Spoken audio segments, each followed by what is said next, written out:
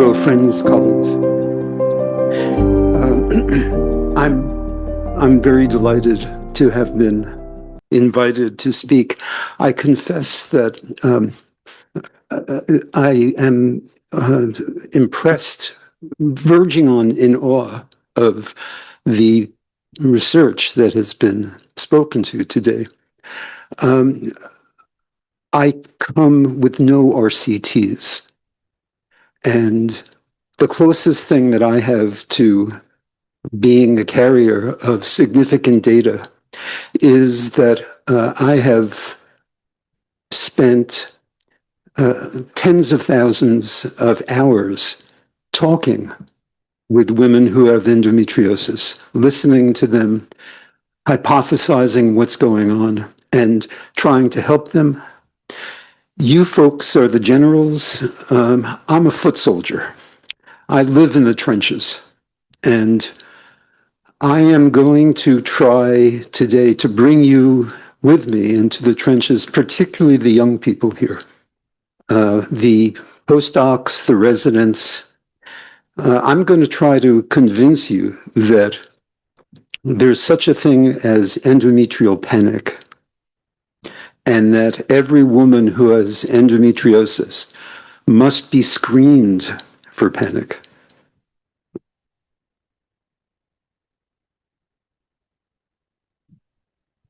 I'm going to take you at first on a very, very quick and brief passage through what panic disorder looks like circa 2026 in American psychiatry. In the DSM, which is an empire, there is no subtyping of panic disorder. There's just generic panic disorder.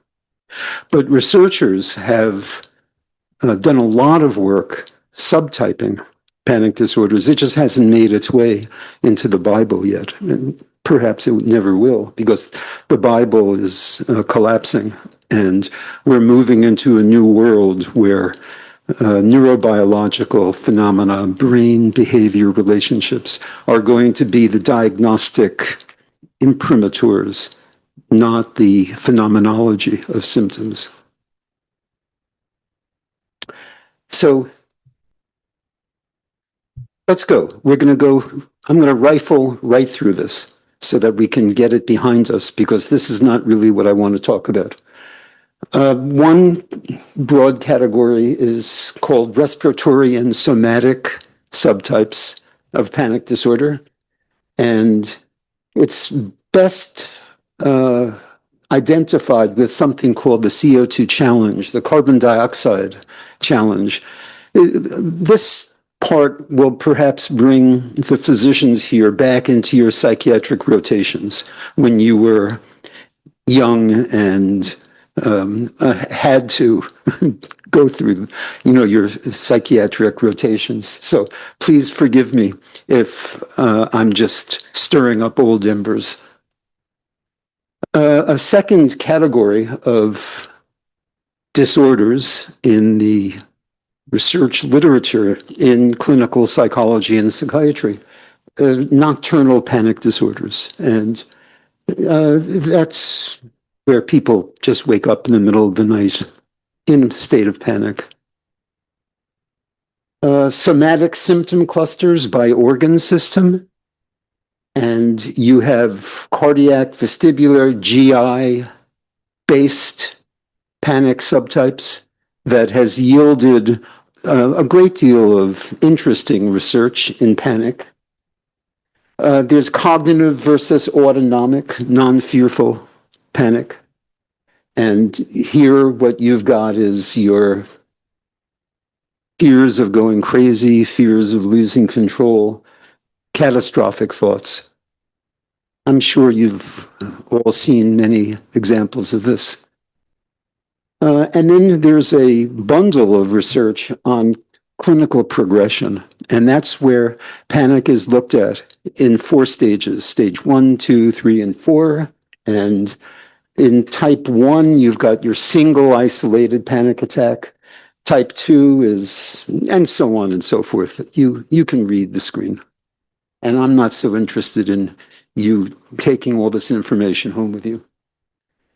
The treatment strategies by subtype.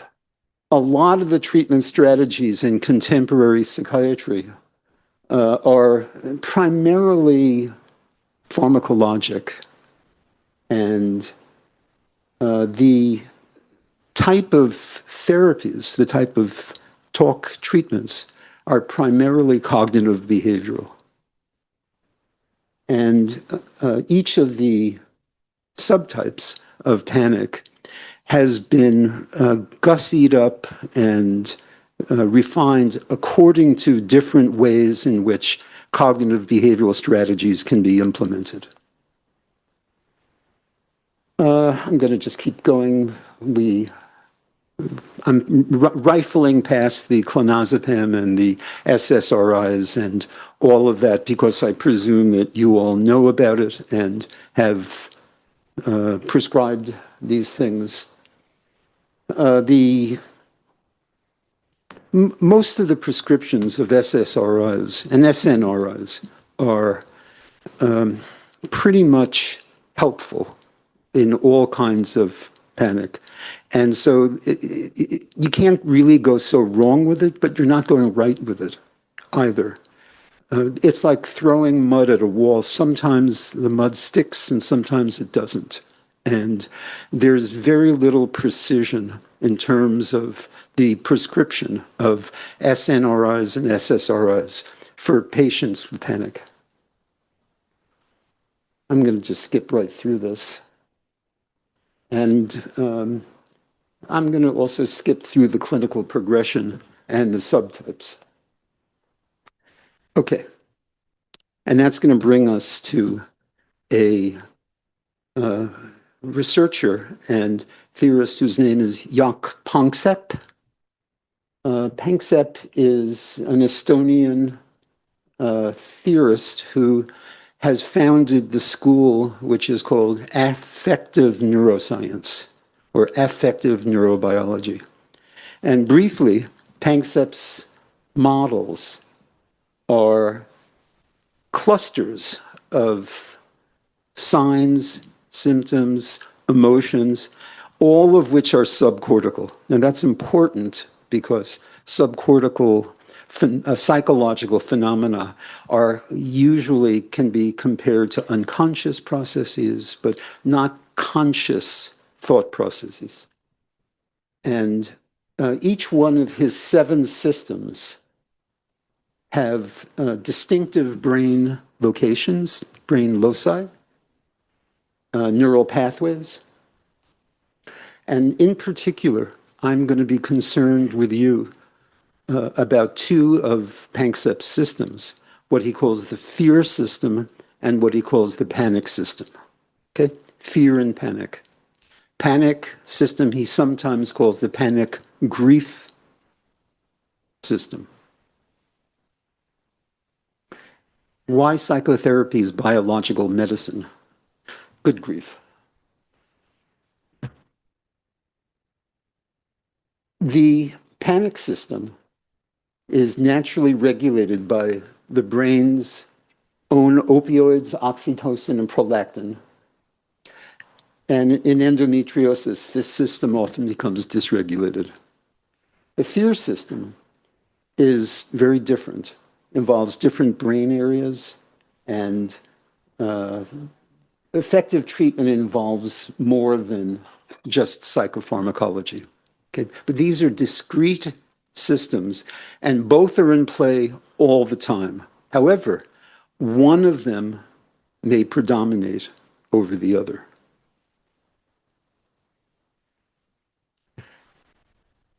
This part of my talk is going to be redundant because all of the people who preceded me have already gone through these matters.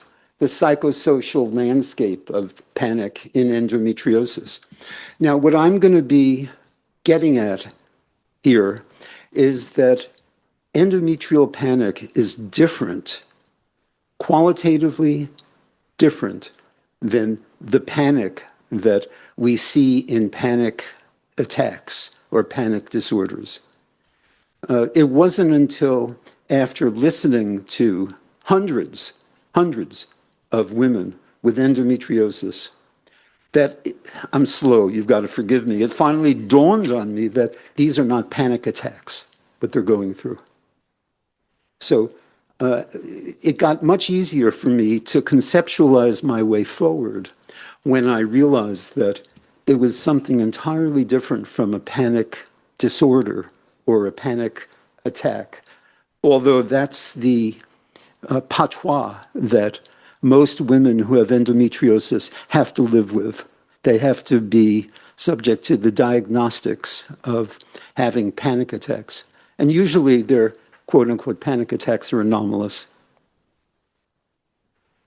Okay, so impact on quality of life. We know that. The weight of stress. Did you know that many women with endometriosis who have solved the problem of pelvic pain, the moment they're stressed, re-experience pelvic pain, and then the moment the stress dies down, the pelvic pain goes away again. And many women can learn that I am being stressed when my pelvic pain flares up. And when my pelvic pain is not present, that means things are good. You all know about all the health associations. All the researchers today have gone through them and told you about those. You know about medical traumas. How many women have had untold numbers of surgeries and grief and have learned to hate doctors and have felt misdiagnosed and have felt that they have no, in the world of medicine, they have no place because there just doesn't seem to be categories that work for them. And they have to, it's like a reverse Procrustean bed. They bend for the categories rather than the categories bending for them. You've heard all of this today about the pathophysiologies, the inflammation, you know about hormonal imbalances, neurotransmitters. We've heard a lot about that today. The gut-brain axis. Now, what's important about all of these things is that they're all different in women who have panic, endometrial panic, than people who have panic disorders. People with panic disorders don't have any of these things.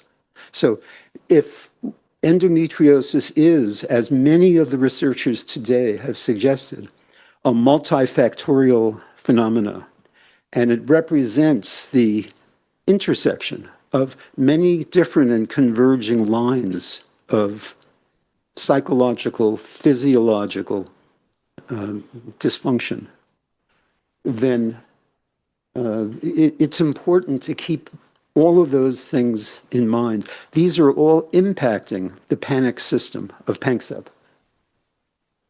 Genetics you know about. Okay.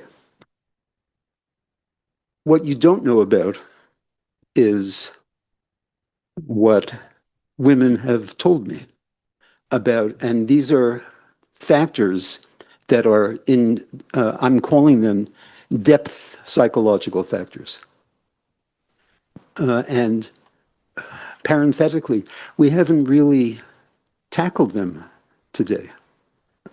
There's been allusions to them all day, but they have not really been tackled, and I'm now going to try to brainwash you, particularly all those magnificent young postdocs and residents and the future of our field. I want to brainwash you to believe in the hegemony of the depth psychological factors and make sure that as you move on in the field, you have these in your mind. And that's for both researchers as well as clinicians. Can I go back? Okay, yeah. To be understood or not understood. Most women who have endometriosis are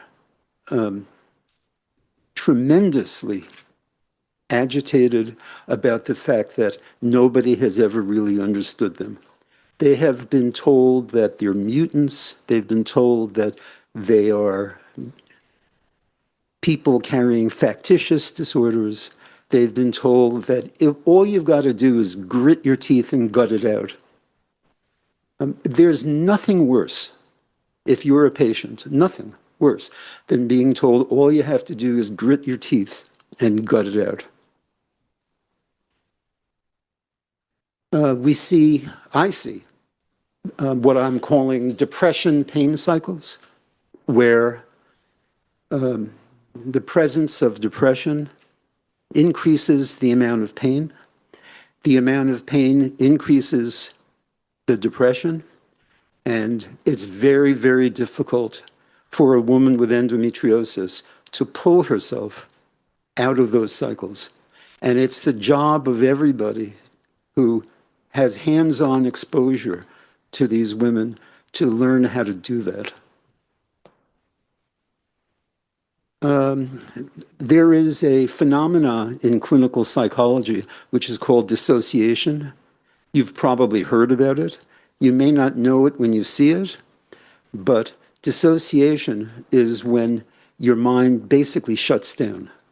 And rather than having a vertical split, as is the case with repression, you have a horizontal split in which your mind takes shards of the world and just pushes them to the side, but they're not repressed. They're still there. And so you have a fracturing of your lived experience. And many women survive, particularly that horrific week before the onset of the menstrual flow, survive by retreating into what I've called the psychic dead zone, where they just shut down and retreat.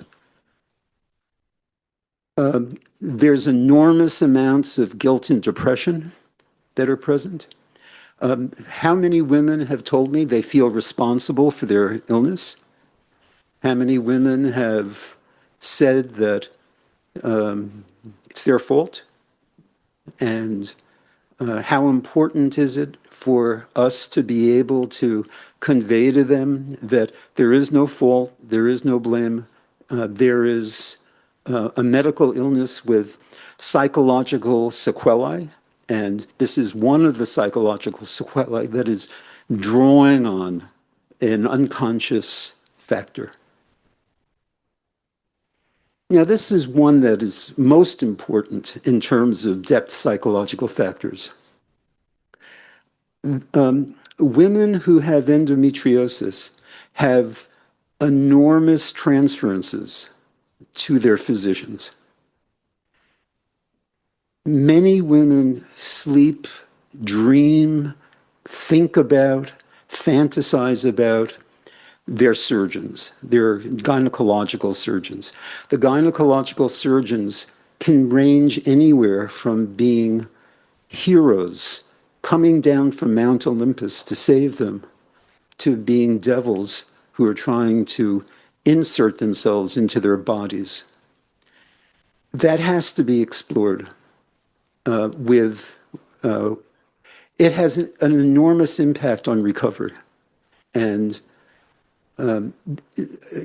it's not a healthy medical state to immunize oneself against the patient's fantasies about you.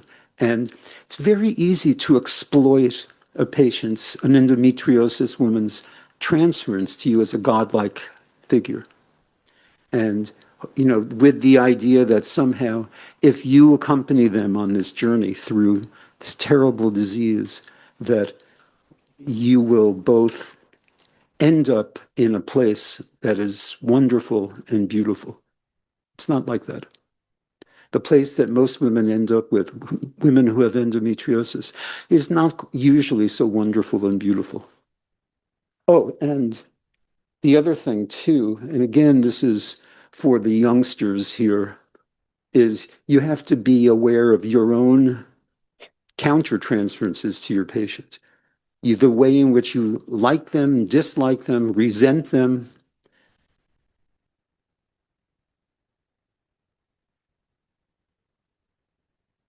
Okay, and then of course there's the whole issue of sexuality.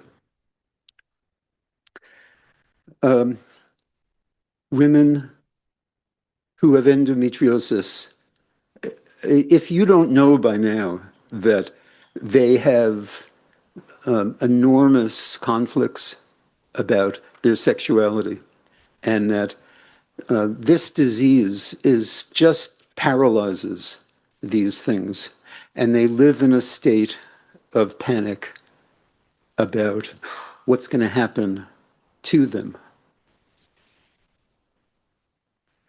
The last factor that I'm going to discuss is what it really means to recover.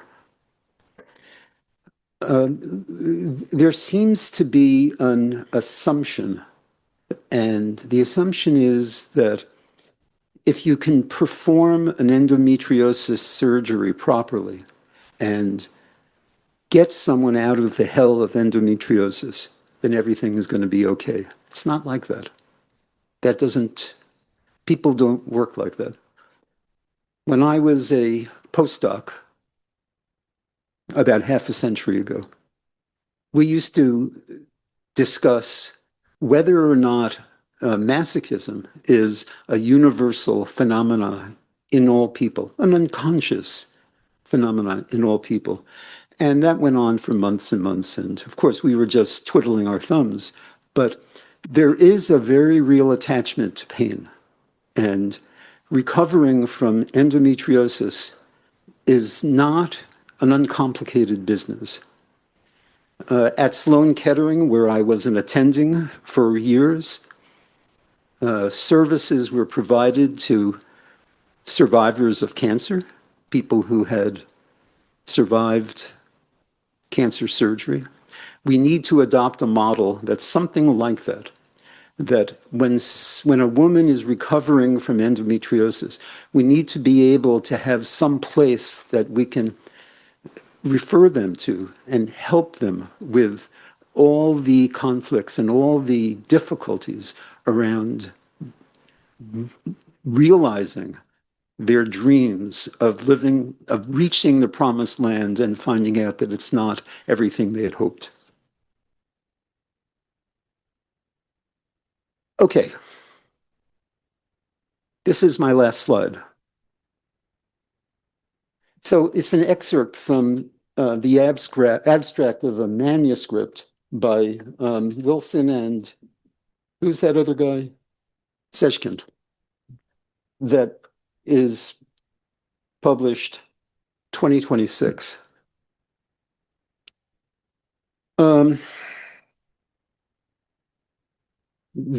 The American Psychological Association was kind enough to make this manuscript part of what they call their online program, which means it is a free download for over 100,000 practicing psychologists in the United States. So that's not bad, folks. We're doing pretty good getting the word out. I'm going to read this quick excerpt. The optimal treatment of endometriosis requires a dual focus on biological excision and deep psychological repair. The collaborative model advanced here offers a vital exportable framework for integrated care, ensuring that recovery encompasses both physical health and psychological well-being. I'm going to stop here before someone tells me I have to stop.